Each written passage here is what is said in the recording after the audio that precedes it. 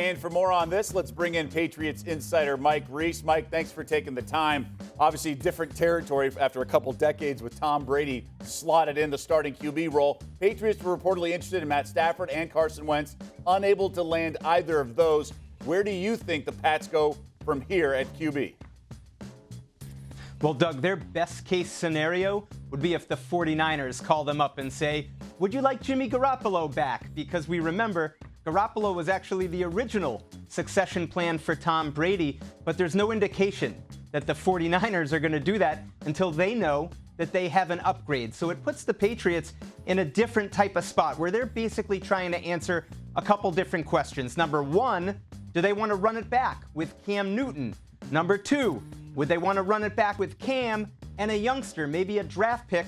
They picked 15th, so not able to get really a top quarterback there in the middle of the first round.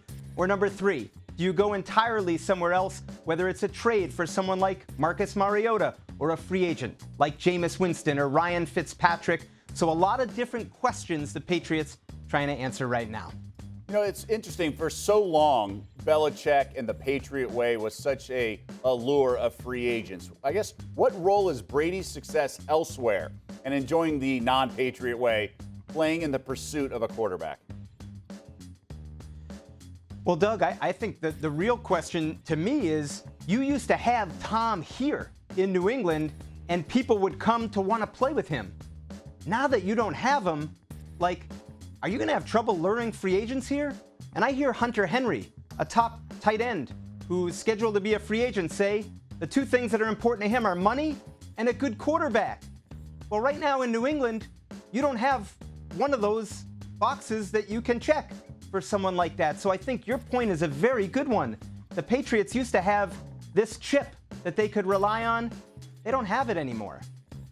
Yeah, a lot of uncertainty now in New England, which was not the case even now that Bill Belichick is still there. Mike, thanks so much for the perspective. Thanks, Doug. And no surprise, Patriots are no longer the favorites in the division. Weren't really last year, most books, but how about 5-1? New England won this division 17 of the last 20 years, finished third last year in those 5-1 odds, the longest in the division since 2001 when they won the division and their first Super Bowl title. But the Bills, the odds-on favorite at minus $170. Joe back with me, as is Stanford Steve. Steve, should the Pats try to bring back Cam Newton?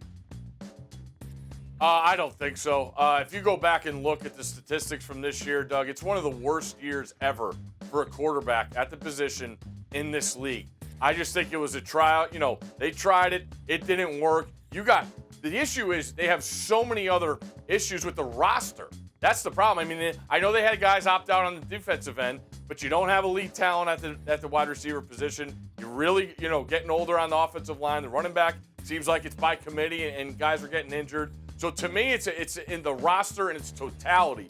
So I think it starts with that quarterback position, assessing that and finding a new option there, because it just didn't work out with Cam. I don't know. I'm not saying it was him. It could have been the system. It could have been the lack of talent around him, which is maybe the biggest case. But yeah, I don't see why they would do that.